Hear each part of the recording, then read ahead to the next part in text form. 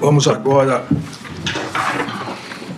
ao depoimento do réu Augusto Heleno Ribeiro Pereira. Peço que ele e seu advogado, Dr. Matheus Milanês, se dirijam aqui à mesa principal. Bom dia, cumprimento o doutor Matheus Milanês. Obrigado, cumprimento o general Heleno. Bom dia.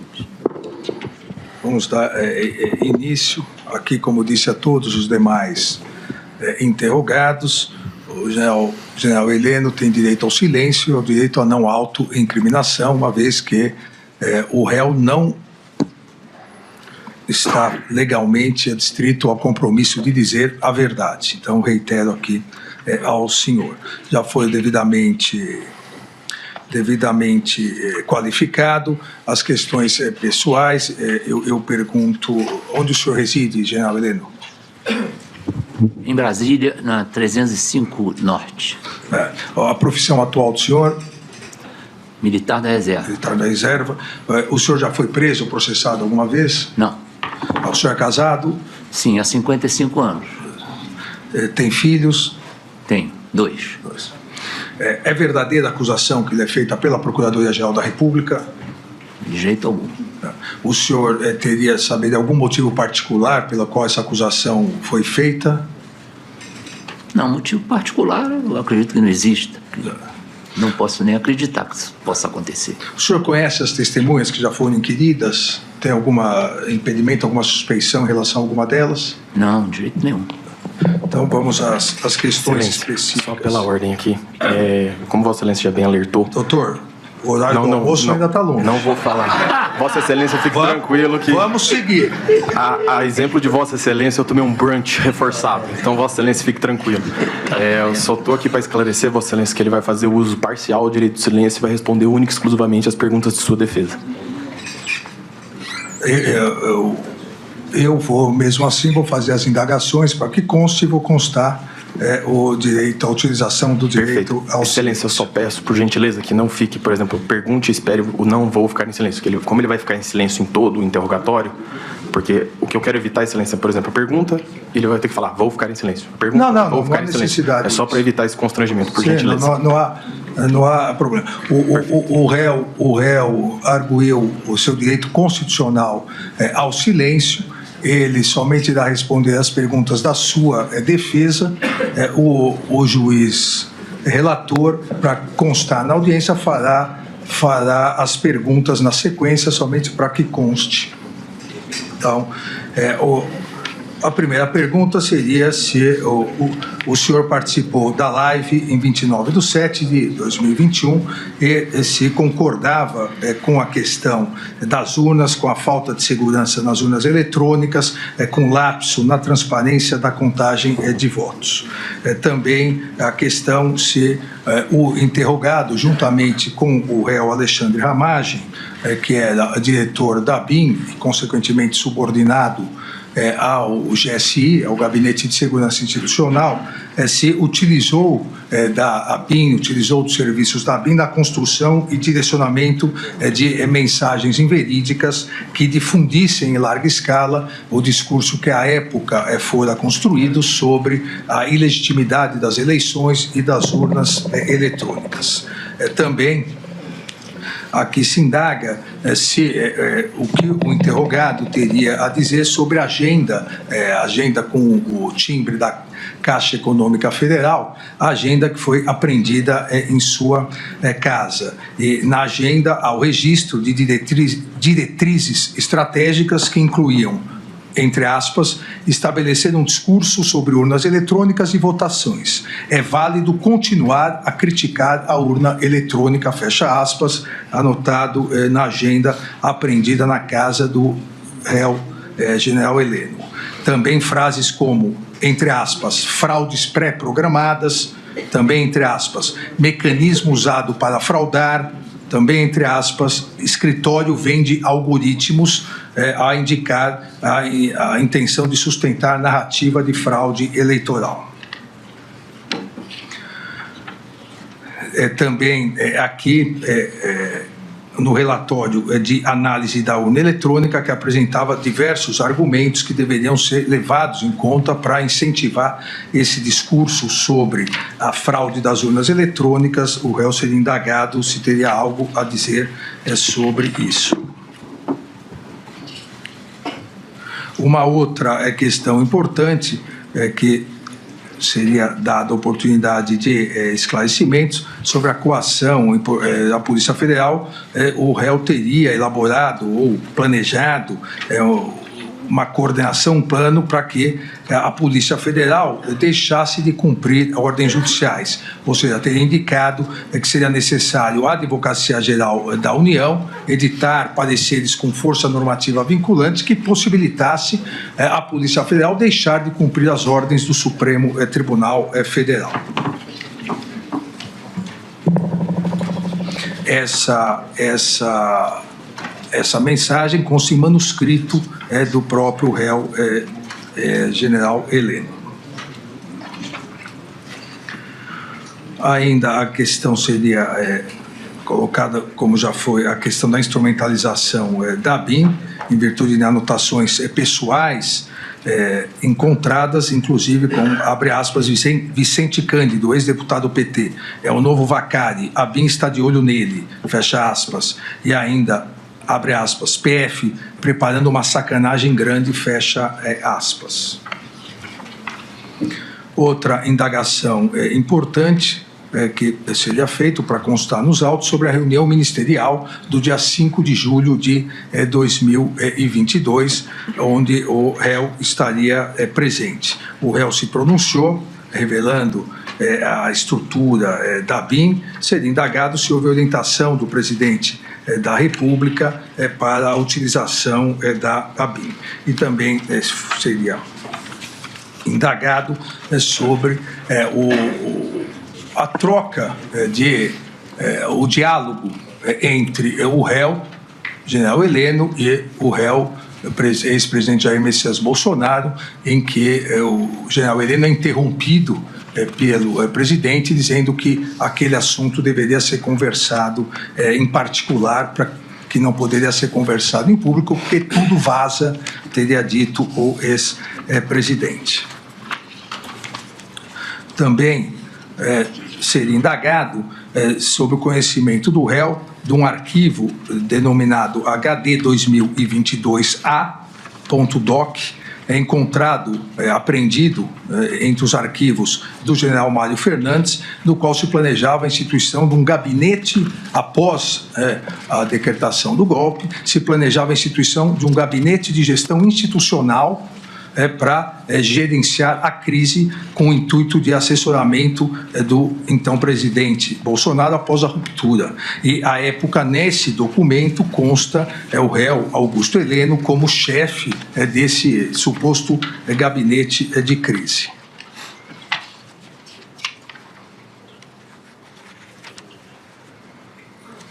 Ainda seria indagado em relação à colaboração de Mauro Cid, um diálogo entre o general Mário Fernandes e Jorge Corman, em 12 de nove de 2023, que revela que os pais, o Cid, o general também, general Lorena Cid, teria ligado tanto para o general Braga Neto quanto para o general Augusto Heleno, comentando sobre a colaboração.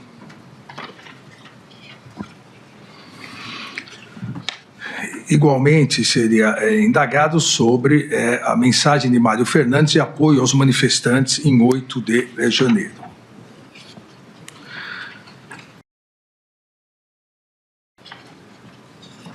O que seria também, o que teria sido dito, o que o réu teria, qual mensagem que efetivamente ele quis passar, quando, em 26 de setembro de 2023, isso veiculado na imprensa, ele teria dito, abre aspas, tenho que tomar 2 Lexotan na veia por dia para não levar o presidente a tomar uma atitude mais drástica em relação às atitudes que são tomadas por esse STF que está aí. Também, o que foi dito pelo réu Augusto Heleno durante depoimento à CPMI do 8 de janeiro, onde reafirma uma frase que circulou entre os apoiadores do então presidente Bolsonaro para deslegitimar a eleição, entre aspas, bandido não sobe a rampa. Também, da mesma forma, seria indagado em relação ao general Heleno, uma questão importantíssima que foi trazida pelo depoimento do brigadeiro Batista Júnior, depoimento realizado dia 21 de maio em juízo, onde o então comandante da Força Aérea Brasileira diz que se encontrou com o general Heleno no dia 16 de dezembro de 2022, numa formatura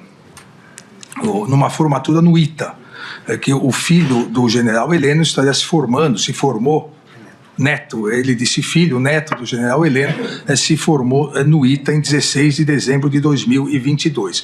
E após a cerimônia de formatura, mas antes da festa de formatura, o general Heleno teria pedido uma, entre aspas, segundo o depoente, ex-comandante Batista Júnior, teria pedido uma carona para voltar para Brasília, porque o comandante Batista Júnior iria voltar a Brasília. No que foi indagado qual seria essa urgência para retornar, que não ficaria na festa de formatura, disse o comandante filho, agora o doutor advogado esclarece, neto. Na verdade, ele mesmo depois consertou neto. Eu perguntei para ele, diz o comandante Batista Júnior, o senhor ponderou com o presidente Bolsonaro que seu neto está formando, que sua esposa está aqui, que tem o baile hoje à noite? Ele falou sim, e eu achei até muito grave. Logicamente que o senhor irá comigo no avião, mas aquilo me deixou muito preocupado, certamente pelo que eu tinha vivido no dia 14, e antes, no dia 14, a reunião que ocorrera. Falei, general, eu nunca conversei com o senhor sobre um assunto. Eu acho que está na hora de nós termos uma conversa. Pedi para os seguranças limparem uma sala lá na biblioteca do ITA, fui só eu e ele e falei, não é normal o senhor ter que sair no meio da formatura para ir, não sei que reunião de emergência será amanhã, sábado, dia 17 de dezembro. Mas no clima que o Brasil está, eu preciso dizer um negócio para o senhor. Eu e a Força Aérea, por unanimidade do alto comando da Aeronáutica, não vamos apoiar qualquer ruptura nesse país. Se alguém for bancar isso, saiba quais as consequências que pode haver. Ele estranhou a firmeza, acho que eu falei, mas eu e ele temos uma relação de muito tempo. Ele veio no avião, sentou na cabine comigo, não falamos mais. Também não sei se teve a reunião dia 17, nunca mais entrei em contato com ele. Seria indagado ao réu sobre essa convocação do presidente da República, seria indagado se a reunião ocorrera e o que foi conversado. Então, essas seriam as indagações feitas para que conste em ata. Ministro Fux, quer constar alguma? Sim, doutor Procurador-Geral? Algum dos advogados? Então, eu passo a palavra ao doutor Milanês para que indague ao seu cliente. Perfeito.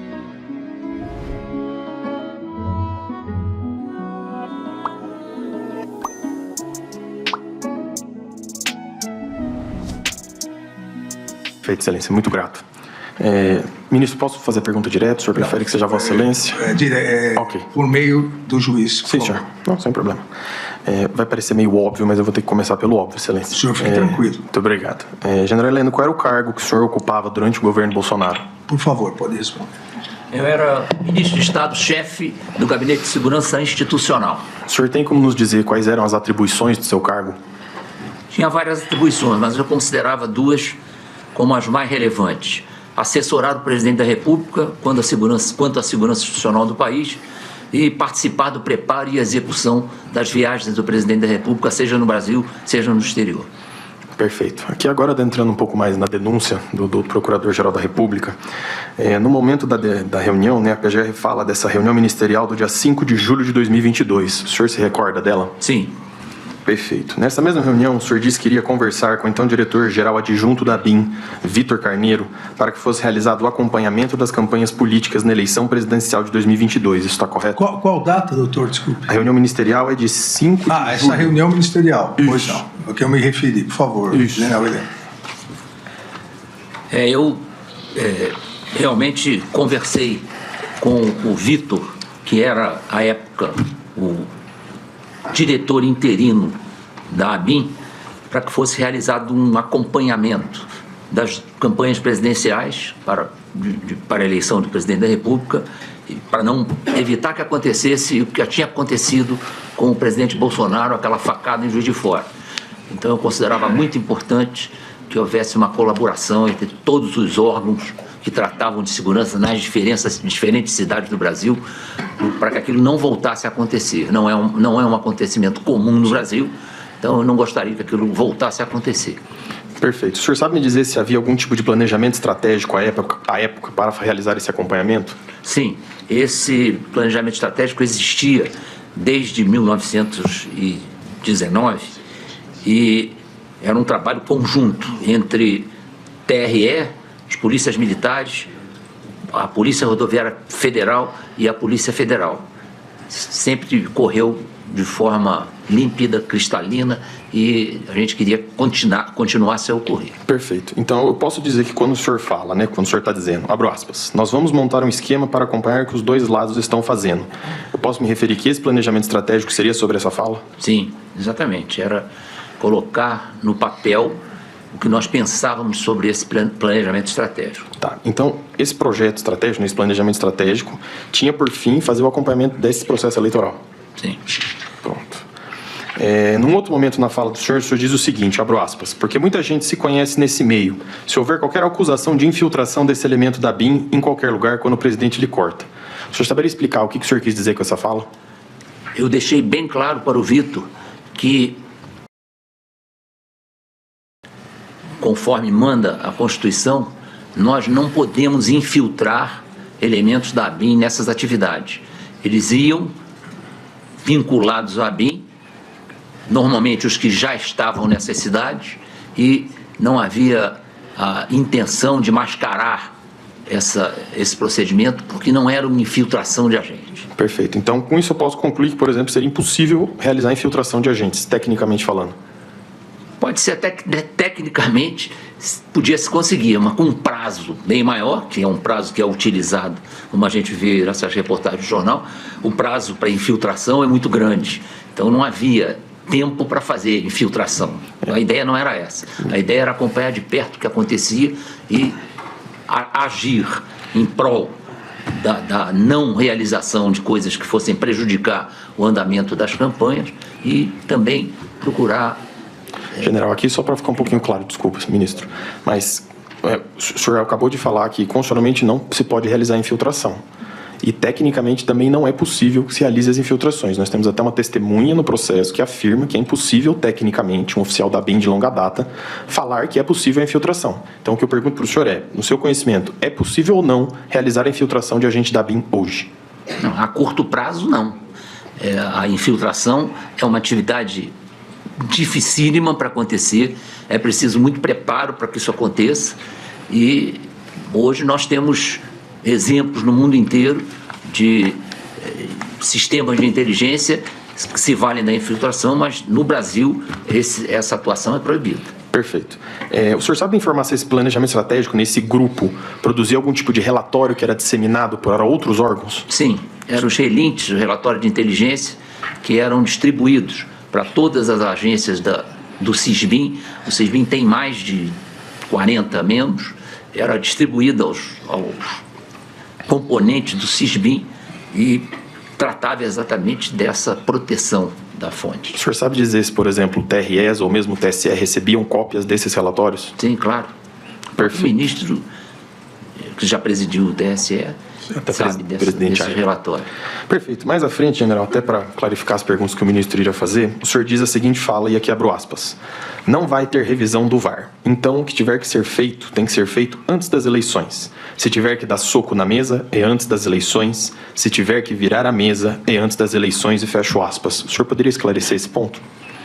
Essas duas palavras são usadas normalmente quando nós queremos caracterizar que precisa uma ação imediata, né? Não é nada que envolva urnas eletrônicas, é uma ideia transmitida na reunião ministerial, onde estava o presidente da República presidindo essa reunião, e eu fiz questão de dizer que me preocupava a situação que nós estávamos vivendo politicamente e que nós precisávamos agir antes que isso aí trouxesse maiores problemas para o sucesso das eleições. Ok. Então, quando o senhor fala virada de mesa e soco na mesa, o senhor está querendo dizer em sentido literal ou no sentido figurado? Não, sentido figurado, lógico. Pronto. Então, quando o senhor fala essas expressões, em algum momento o senhor quis dar a entender algum tipo de ação contrária à Constituição ou ao Estado Democrático de Direito? Não, de maneira nenhuma. Isso aí era uma ação dentro... É importante que o presidente Bolsonaro colocou que ia jogar dentro das 4 linhas. E eu segui isso aí religiosamente em todo o tempo que estive na presidência. Perfeito. Com relação a essa questão do não vai ter VAR, o senhor acredita que seria possível reverter o resultado das eleições após elas terem ocorrido? Não, isso aí é quase impossível. Perfeito. O senhor sabe informar, porventura, se à época já tinha saído um relatório do Ministério da Defesa sobre a confiabilidade e segurança das urnas? Não, esse relatório ia sair, eu estava aguardando ansiosamente que isso acontecesse.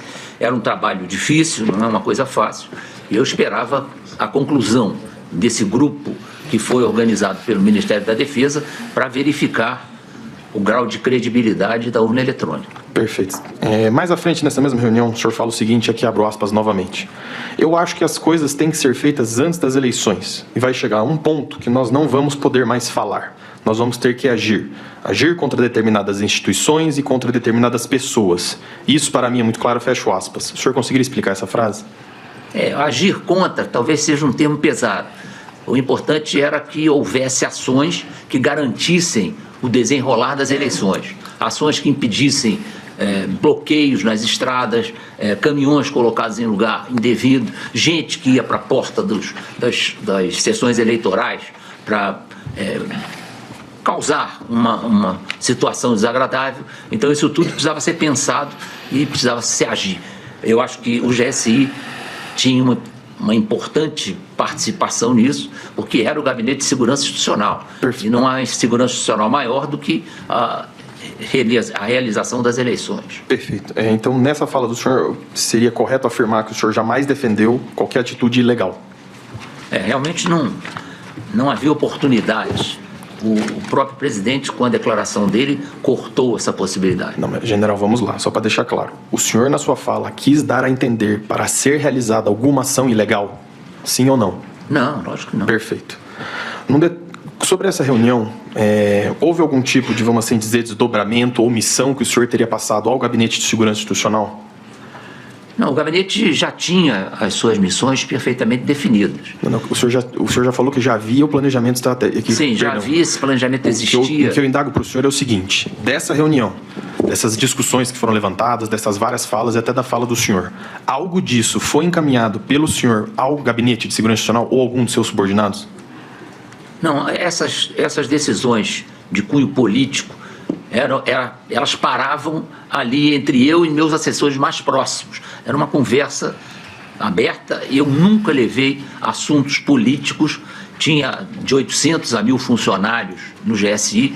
Eu nunca conversei com eles sobre assunto político. Às vezes fazia palestras, eu fazia algumas considerações sobre missões que já tinham sido cumpridas, missões futuras, mas nunca tratei de nada que não fosse absolutamente legal e que fosse dentro da designação do Gabinete de Segurança Institucional. Perfeito. Nessa mesma linha, eu queria indagar o senhor se o senhor, porventura, teria politizado o GSI, porque isso é uma acusação que lhe fazem. Uma acusação que não tem o menor fundamento. É preciso entender que o GSI chegava a ter entre 900 e 1.000 servidores que vinham das mais diferentes origens, homens e mulheres. Então, não havia clima para fazer pregações políticas, nem utilizar os servidores do GSI para atitudes politizadas. Então, isso não acontecia, eu não tratava disso no GSI. Perfeito. Isso já foi até afirmado pelas testemunhas que foram, Sim. que Não, foram minhas excelente. testemunhas há algum tempo atrás. Excelente. Nesse mesmo sentido, para explanar para os senhores ministros, o senhor saberia falar como que funciona essa indicação dos membros para ocupar o GSI, ou dos cargos do GSI? Bom, tirantes os cargos que eram de absoluta confiança, que logicamente em qualquer lugar é preenchido pelo chefe da entidade, os outros cargos eram preenchidos quando esses cargos vagavam. Eu mandava um pedido para os diferentes órgãos solicitando que eles recompletassem os agentes que eram destinados a eles como instituições. Então, só para eu entender, então, por exemplo, se algum militar vinha da aeronáutica ou do exército ou da marinha, quando esse militar vagava, essa vaga era disposta novamente à força para indicar um substituto? Nem era força, às vezes era polícia militar, era os que eram pedidos aos diferentes órgãos, principalmente aqui do Distrito Federal, e esses servidores, eles se integravam ao GSI, passavam a participar das atividades do GSI, e essa quantidade de servidores era exatamente por conta das viagens presidenciais, que eram preparadas e conduzidas pelo GSI. Perfeito. É que a minha pergunta era um pouco mais incisiva no sentido de assim, general. Um servidor que estava na ABIN, como o senhor bem falou aqui da Polícia Militar, por exemplo, quando esta vaga desse servidor abria, a força ou o órgão público ao qual esse servidor vinha que indicava quem seria o substituto? Isso. Eu solicitava que eles indicassem. E nunca devolvi alguém, eu julguei que aquele servidor não era capaz de cumprir a missão. Eu sempre fui muito bem sucedido com as indicações dos diferentes órgãos. Perfeito. Mas eu fazia questão de prestigiar essa indicação e tinha muita confiança nessa indicação. Sim. Os cargos que o senhor escolhia, então, seriam mais ligados aos cargos de confiança? Sim. Tá. Aqui adentrando um pouco mais nessa questão do GSI, o senhor sabe dizer mais ou menos quantos % do GSI é composto de cargos de confiança? 5%. Aproximadamente. Tá. E eu aproveitei gente que participou do governo Dilma, do governo Temer. Era uma questão de competência, não era uma questão de origem política, nem a sua preferência partidária. Ali então, era uma entidade que não admitia essas coisas. Então eu posso afirmar que o senhor manteve, assim como o senhor falou 5%, então o senhor falou que indicava os cargos de confiança, com certeza mais de 90% do GSI foi mantido de gestões passadas. Mais de 90%. Perfeito. O senhor, porventura, coordenou alguma ação da ABIN ou orientou a ABIN para que a agência produzisse relatórios e documentos com informações falsas sobre a eleição de 2022? De maneira nenhuma, não havia clima. Não, perfeito, general. O clima da ABIN era muito bom. Não, mas, general, a pergunta é só sim ou não, desculpa. O senhor coordenou ações da ABIN, orientando para que a agência produzisse relatórios e documentos com informações falsas sobre a eleição? Não fui eu, general Sim, Heleno. Que fique nos anais aqui do Supremo. Foi o seu advogado. Sim, senhor. Obrigado, senhor ministro. É só um sim ou não, general. O senhor coordenou ações da ABIN, orientando para que a agência produzisse relatórios e documentos com informações falsas sobre a eleição de 2022? Não, de jeito nenhum. General, aqui sim ou não novamente. O senhor usou recursos do GSI para disseminar informações falsas a respeito de uma pretensa fraude eleitoral? Não. Perfeito. Que agora eu vou entrar num outro ponto da denúncia, sensível, como o senhor relator já disse, que seria a respeito dessa... Aqui na denúncia se coloca agenda, excelência, mas nas páginas colacionadas não tem numeração de dias, as páginas não são numeradas, e aqui a defesa só queria deixar consignado, assim como Vossa Excelência consignou as perguntas, que o material fornecido pela Polícia Federal, que seria todo o escopo de provas produzidos, até o presente momento, em material compactado, o senhor ministro Luiz Fux conta com a marca de 37 terabytes de material compactado. As expectativas apontam que esse material descompactado ultrapasse a marca de 90 terabytes. Eu acho que eu nunca vi na minha vida um material tão grande. Então, só para deixar claro que essa defesa não conseguiu localizar dentro do material. A defesa não está falando que não foi fornecido. A defesa está falando que foi impossível localizar a página da agenda, ou a íntegra da agenda, ou a reprografia da agenda que o seja. Então, nós vamos entrar nessa explicação da agenda por dever de defesa, mas lembrando e ressaltando que nós vamos falar única e exclusivamente com base na ordem apresentada pela Polícia Federal. Não foi nem o Ministério Público, é isso que o Ministério Público embasou a denúncia em informes de polícia judiciária. Então, essa defesa, reforçando, não encontrou e não teve acesso a essa dita agenda, a não ser o que está colacionado na denúncia e o que foi apontado pelos informes de polícia judiciária. General, vamos lá. O Ministério Público aponta e a Polícia Federal que seria uma caderneta golpista. O senhor sabe dizer pra gente o que seria? Aqui eu vou chamar de agenda, mas só para facilitar, mas não é uma agenda. O senhor saberia explicar para nós o que seria essa agenda? Era uma agenda que eu utilizava frequentemente, e estava na minha mão quase sempre, e onde eu anotava as coisas que eram do meu interesse. E era um documento particular, secreto, que não vinculava os assuntos que estavam escritos nessa agenda e que não apresentava nada que pudesse levar ao julgamento de que essa agenda era como é que diz aí? Caderneta golpista. Caderneta golpista, isso aí. Perfeito. A minha curiosidade é a seguinte, general. Então, o senhor carregava consigo um material para realizar anotações, nesse caso, uma caderneta? Sim, claro. Sim, perfeito. O senhor tem ideia, ou conseguiria mais ou menos dar uma ideia para a gente, desde quando o senhor poderia ter aquela agenda? Acredito que foi antes do início do governo do presidente Bolsonaro. Era uma agenda que eu já levava para reuniões antes do início do governo Bolsonaro. E continuei a levar. Tá. A Procuradoria da República alega em alguns momentos que essa agenda teria como se fosse um manual do golpe. Tal agenda tinha esse propósito, essa caderneta golpista, vamos assim dizer? De jeito algum. Tá, perfeito. O senhor já disse aqui, mas só para reforçar, o conteúdo dessa agenda chegou a ser compartilhado com alguém? Não, essa agenda era pessoal. Perfeito. Mais à frente... Muito reservado. Sim, sim. Mais à frente nessa agenda, e aqui até esclarecendo uma das perguntas que seria do senhor ministro relator, o senhor coloca né? Diretriz, seria reunião de diretrizes estratégicas. O senhor conseguiria falar mais ou menos do que se trata essas anotações sobre o que seria essa reunião de diretrizes estratégicas? Obrigado. O GSI era uma organização de nível estratégico. Tanto é que ele tinha condições de pedir a colaboração em qualquer estado da federação e sempre fui muito bem atendido. Essa colaboração vinha das polícias militares, das outras forças, de quem estava localizado onde ia acontecer o evento. Então isso aí era muito importante para o GSI. Nós não tínhamos condições de prestar essa assistência e conduzir essas atividades da maneira como era conduzida se não tivesse apoio dos governos estaduais. Perfeito. É que nessas falas do senhor, que em tese parece ser uma ordem de raciocínio, o senhor coloca algumas ideias ali, que seria uma questão sobre falas, sobre posicionamentos políticos. Então, a minha indagação sobre esse posicionamento do senhor é se isso teria alguma inspiração política, não. Se esses trechos de ideia do senhor teria algum ponto político em cima disso. Não, era uma preocupação muito grande que o GSI fosse encarado e fosse sentido, na verdade, como uma organização apolítica e apartidária. Tá, Eu tinha gente no GSI de todos os matizes, homens e mulheres.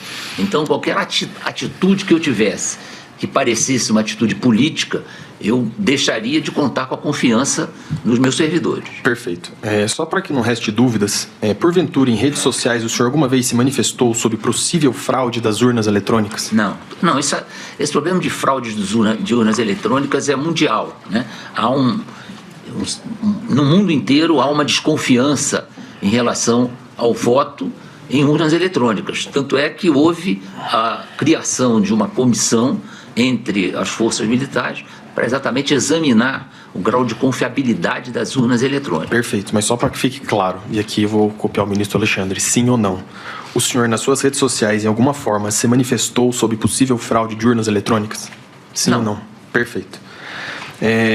Mas aqui eu queria deixar bem claro um ponto, porque publicamente o senhor se manifesta favorável ao voto impresso, correto? Eu sempre fui adepto do voto impresso, mas era um a mais, não tinha força para transformar aquilo numa realidade. E só por curiosidade, nessas falas do senhor, toda vez que o senhor falava de urnas eletrônicas, o senhor chegava a pontuar sobre a necessidade de se provar e se deixar, vamos dizer assim, com autoria e materialidade, onde seriam e como seriam essas fraudes, para não ficarem ilações ou divagações, vamos dizer? Eu acho que isso é um processo contínuo de aperfeiçoamento e acredito que nós tenhamos que estar sempre na cabeça que a urna eletrônica pode ser sempre melhorada.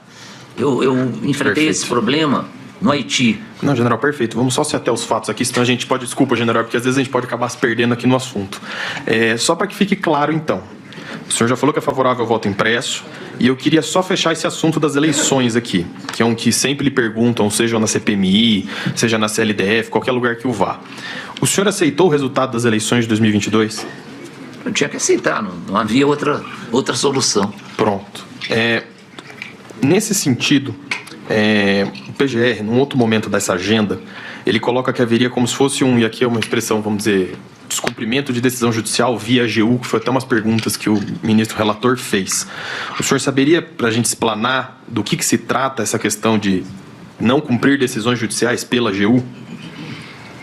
Bom, isso aí não foi dessa época da eleição, isso é bem anterior, porque havia o sentimento de que o que era produzido para a eleição, que era produzido para as futuras eleições, elas precisavam ter um cuidado especial. Afinal de contas, são as entidades mais importantes no cenário político brasileiro.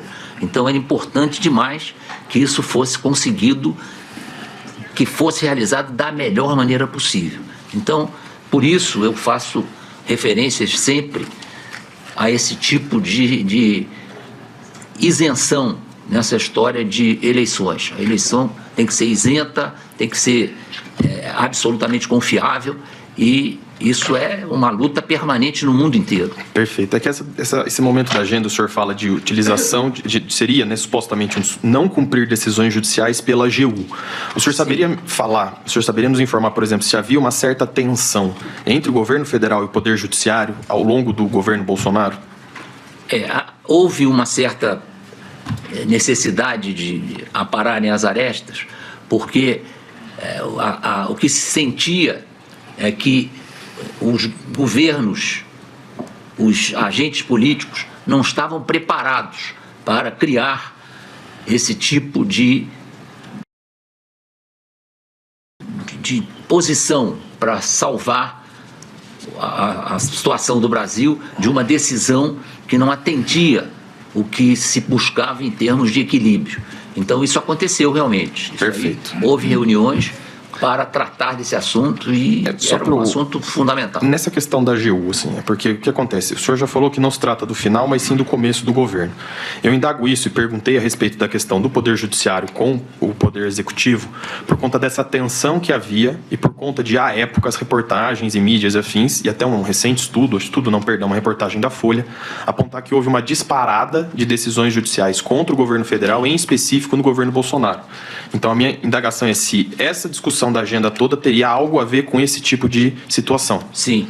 O que acontecia é que havia partidos contrários ao governo Bolsonaro que não tinham efetivo suficiente para impedir que os apoiadores do governo fizessem vigorar o seu pretexto, suas intenções. Quando o senhor fala minoritário, o senhor quer dizer com relação ao quê? Congresso Nacional, Câmara Legislativa, só para ficar claro? A quantidade de votos que eles dispunham para barrar ou para fazer acontecer alguma coisa no Congresso Nacional não era suficiente. Então eles corriam atrás da máquina, usavam todas as possibilidades para fazer vigorar o seu entendimento sobre alguma coisa. Perfeito. E eles fizeram isso ao longo, principalmente, dos 2 primeiros anos do governo Bolsonaro. Então, qualquer coisa era motivo para que esses partidos entrassem com uma ação, o Poder Judiciário aprovasse a ação e derrubasse a atitude do governo Bolsonaro. O governo Bolsonaro foi muito prejudicado por esse tipo de atitude. Perfeito. Então... E aí era preciso que a Advocacia Geral da União reunisse meios para se contrapor a esse tipo de acontecimentos que estavam praticamente impedindo uma série de ações do governo. Perfeito. E num dado momento da agenda, a respeito disso, existe um trecho que eu ressalto que o senhor escreve sempre sob o prisma constitucional. Então, todas as indagações do senhor, essas ideias que o senhor escrevia, eram sempre sob o prisma do direito constitucional, ou seja, sempre com base na Constituição, correto? Sim. Era o lema do governo, agir dentro das 4 linhas. Significava seguir a Constituição. Não, perfeito. Ainda sobre essa questão, um pouco mais à frente, a PGR alega que o senhor teria ajudado a estruturar um discurso de desinformação, ou seja, o senhor teria participado de todo esse intercrimes aí da questão de tentativa de descredibilização do sistema eleitoral, com o intuito de desmoralizar o processo democrático para determinado grupo se manter no poder. Então a minha pergunta é a seguinte, general, o senhor de alguma forma contribuiu, escrita ou verbal, para essa alegada narrativa de desinformação? Não. Eu não tinha nem tempo para fazer isso. Perfeito. Outro trecho da denúncia, como o ministro bem colocou, fala sobre o encontro do senhor com o então comandante da Aeronáutica, Batista Júnior, no ITA. O senhor se recorda desse encontro, né, no dia 16 de dezembro de 2022? Sim, me recordo perfeitamente. Eu estava na formatura, o senhor ministro já citou o fato. Eu estava na formatura do meu neto, no ITA, e recebi uma ligação do presidente pedindo que eu retornasse a Brasília. Eu não tinha passagem de volta que desse tempo de chegar a Brasília no dia 17. Aí conversei com o brigadeiro Batista Júnior se eu poderia voltar no avião junto com ele. Eu, durante todo o meu tempo no GSI, eu nunca usei avião da FAB para nada, né? Eu usava avião da FAB naquilo que era para transportar o presidente da República. Então, eu pedi uma carona ao brigadeiro para que eu voltasse com ele e chegasse a tempo de atender a pretensão do presidente que eu estivesse aqui dia 17. Perfeito. E ele conversou comigo. Ele me levou para uma sala reservada e conversou comigo uma coisa que ele achava que eu já devia ter conversado. Aí me explanou algumas coisas, ele diz, tem uma declaração dele, que está num outro documento, que eu já não lembro qual é, dizendo que ele ficou atônito, porque eu realmente não sabia de nada. Ele ficou atônito com o meu desconhecimento do que estava acontecendo. Na verdade, ele alega que o senhor teria ficado atônito com as palavras dele, né? Seria mais nesse sentido. Eu fiquei atônito exatamente por isso. O senhor sabe eu não tinha conhecimento de nada. Sim. O senhor sabe dizer se essa reunião do dia 17 realmente aconteceu? Não, acabou não acontecendo. Eu cheguei a ir ao Palácio, eu fui ao Palácio, me apresentei a ele, e ele não falou nada. Mas essa reunião não ocorreu? Não, a reunião não ocorreu. Perfeito. Agora eu vou entrar num outro ponto, general, a respeito da relação do senhor com o delegado Ramagem aqui. Porque no outro texto da denúncia, a PGR aponta que o senhor e o ex-diretor-geral da ABIN teriam utilizado a ABIN para algum tipo de fim escuso. Isso ocorreu? De maneira nenhuma. Isso era absolutamente vedado, até pela natureza dos servidores da ABIN. Tá. O senhor tinha conhecimento, porventura, se o delegado Ramagem tinha reuniões com o presidente sem a sua presença? Tinha. O doutor Ramagem, ele era o diretor da ABIN, né? E ele poderia, lógico, comparecer ao gabinete presidencial para conversar com o presidente sem eu saber, porque isso não era obrigação dele me informar. Há um certo desconhecimento sobre a subordinação, a maneira de atuar da ABIN, do Gabinete de Segurança Institucional. A ABIN não é subordinada ao Gabinete de Segurança Institucional. Ela tem ligação com o gabinete, mas ela não é subordinada. Eu não posso dar ordens à ABIN. Aliás, são cerca de 40 órgãos que formam o Sistema Brasileiro de Inteligência. Eu às vezes não recebo informação durante 6 meses, né? Porque cada agência tem liberdade de agir dentro do seu escopo de atuação. E, principalmente, a ABIN tem coisas que o diretor da ABIN é chamado ou toma a iniciativa de tratar com o presidente. Perfeito. O senhor achava isso normal, essa história dele falar diretamente com o presidente? Absolutamente normal. Isso faz parte da história da maioria das entidades que lidam com inteligência no mundo. Perfeito. General, agora a gente vai entrar num outro ponto, só para deixar claro que se levanta muito essa questão, mas a gente vai elucidar que seria essa transição do governo Bolsonaro para o novo governo Lula, né? O senhor participou dessa transição do GSI do governo Bolsonaro para o governo Lula? Sim, eu participei porque era missão praticamente, era impossível de não participar. Participei e procurei conduzir essa transição da melhor maneira possível. Perfeito. O general G. Dias, que seria em tese o novo ministro do GSI, ele chegou a entrar em contato diretamente com o senhor para iniciar essa transição? Ele demorou um pouco a ser indicado para ser o chefe do GSI, né? O ministro-chefe do GSI. E quando eu soube da indicação, fiz questão de trocar ideias com ele. Eu já conhecia o general G. Dias, e numa ligação que por acaso estava acontecendo entre o coronel Moraes e o coronel G. Dias, eu percebi que era ele, perguntei ao Moraes, vem cá, é o general G. Dias, eu quero falar com ele. E aí falei com ele e abri as portas do GSI para ele. Pudesse trocar quem ele quisesse, se podia ir lá para conhecer o GSI. Eu tinha o meu auxiliar imediato, que era o general Penteado, e ele estava à disposição, tinha o brigadeiro Osmar. Então, eles resolveram fazer palestras para o general Gonçalves Dias. E uma delas até compareceu então, ele era encarregado dessas atividades durante essa transição, que era o doutor Mercadante. Então, o GSI foi totalmente franqueado ao novo chefe do GSI. Perfeito. Então, o senhor citou 2 nomes aqui, do general Penteado e brigadeiro Osmar Olsen. Eles seriam, porventura, os encarregados desse processo de transição? Sim, um porque era o meu substituto direto, e o outro porque era o substituto direto do Penteado.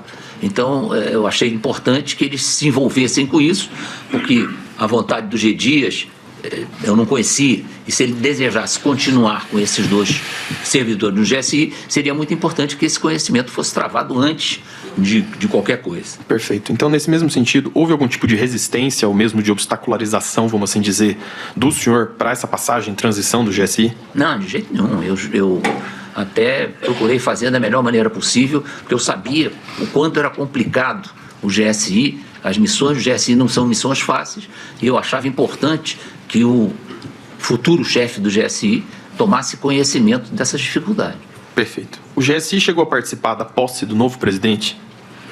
Sim, isso é uma coisa interessante, porque tem gente que pensa que o GSI é o responsável pela posse. Não, essa responsabilidade ela é dividida, até territorialmente. Enquanto o novo presidente está se deslocando, não tem intervenção do GSI, é a Polícia Federal que trata do assunto. A partir do momento que o novo presidente chega ao Palácio do Planalto, ele é recebido já pelo GSI, e a partir daí é o GSI que faz acontecer a posse presidencial. Então, é uma mudança de quem faz a segurança do presidente.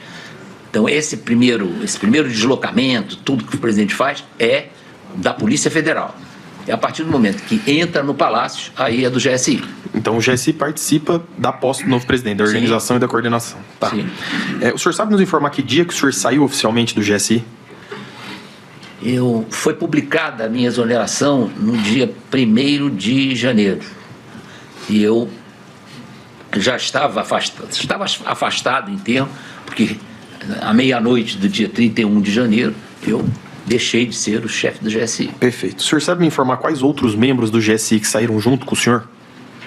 Aqueles que eu tinha levado de minha confiança, eles tomaram a iniciativa de pedir a sua exoneração. Isso aconteceu, e isso foi substituído com o tempo, né? Eles foram substituídos por homens de confiança, primeiro do general Gonçalves Dias, depois do general que foi designado chefe do GSI. Sim, mas eu posso dizer então, que aqui já entrando num outro ponto, né? No dia 8 de janeiro de 2023, tanto o senhor quanto as pessoas que ocupavam os cargos de confiança mais próximos do senhor já não estavam mais no GSI? Não, esses de mais proximidade comigo, alguns permaneceram, porque eram muito importantes para caracterizar e ajudar essa transição.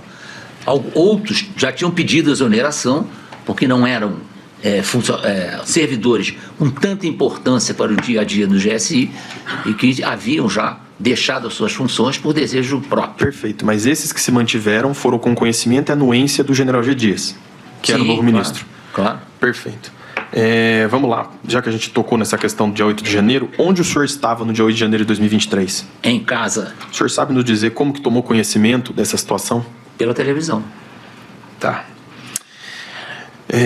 Vamos lá.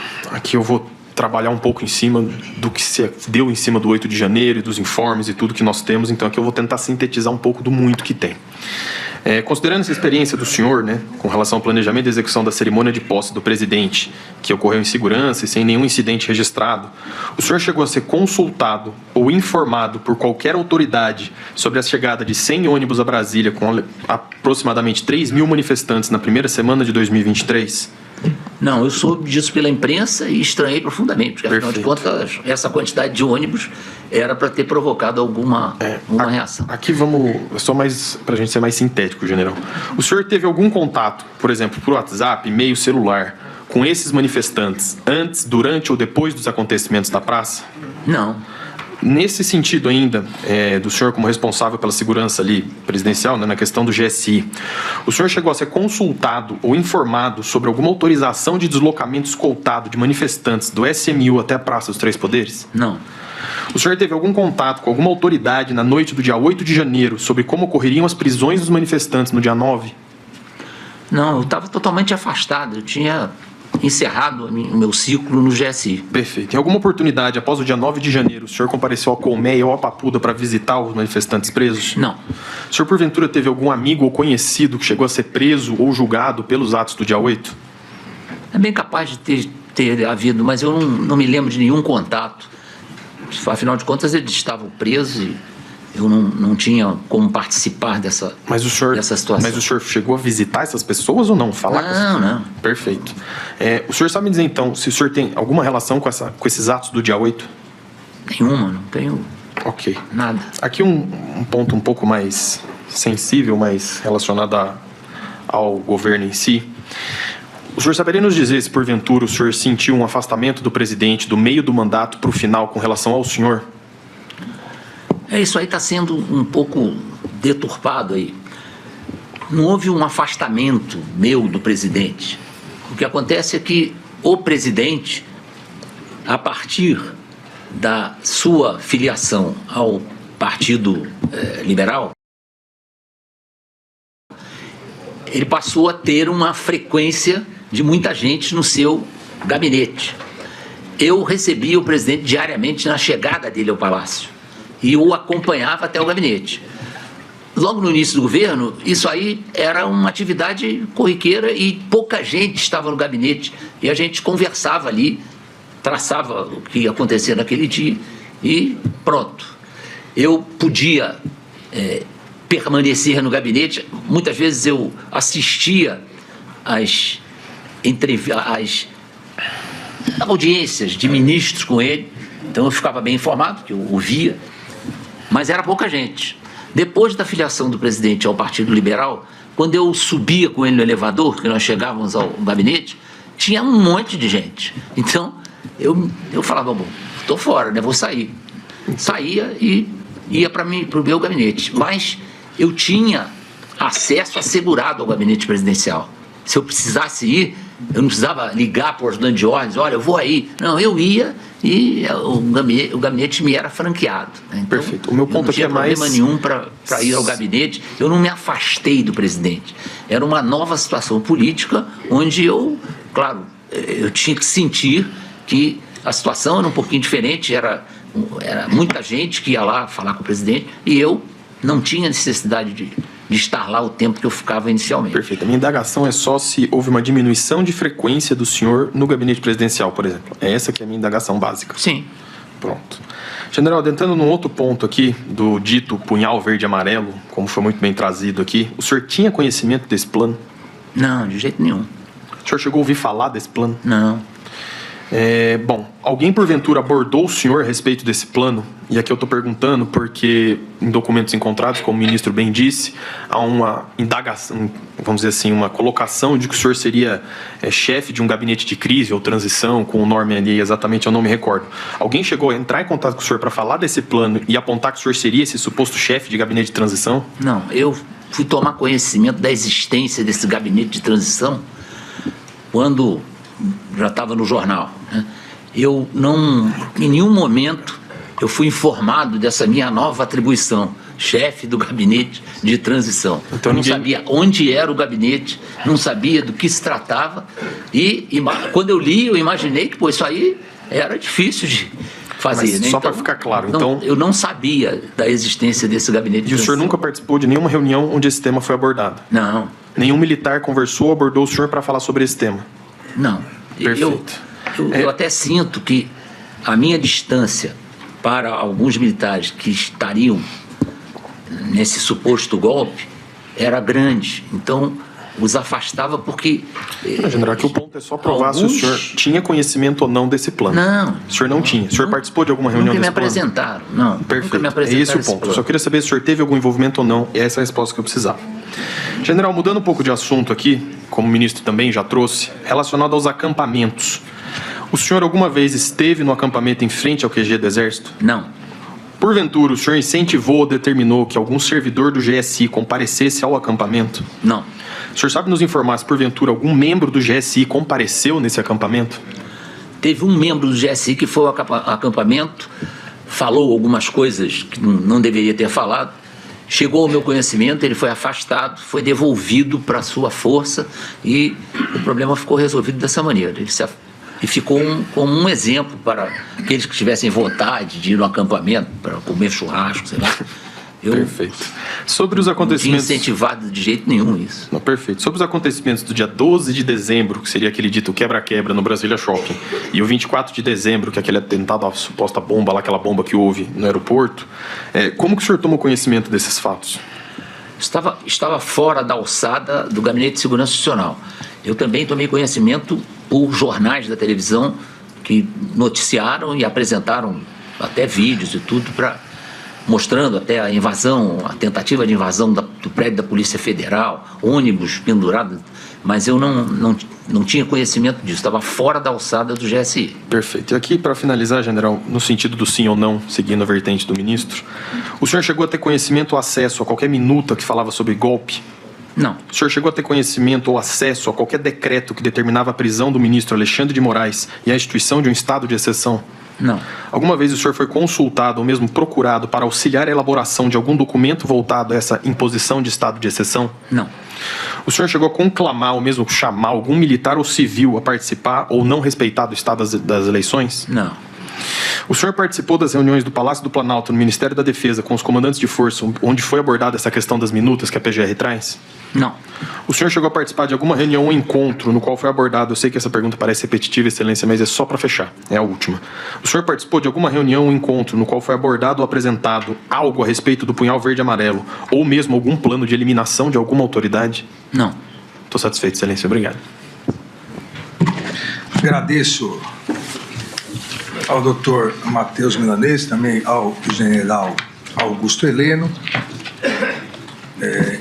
Podem voltar ao local. Nós vamos encerrar os interrogatórios nesse período da manhã, suspendo a audiência. São 12h30, nós retomaremos às 14h30. Então, às 14h30, retomaremos os interrogatórios. Muito obrigado, até daqui a pouco.